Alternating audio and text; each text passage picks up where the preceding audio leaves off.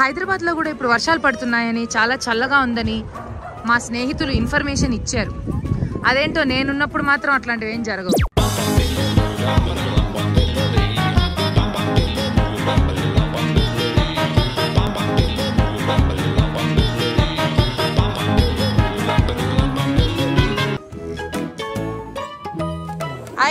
Spring spring spring ಮುಂದೆ ಹಿಂದೆ ಮಾಡು, ಮುಂದೆ ಹಿಂದೆ ಮುಂದೆ ಹಿಂದೆ ಅಂತೆ. ವಾ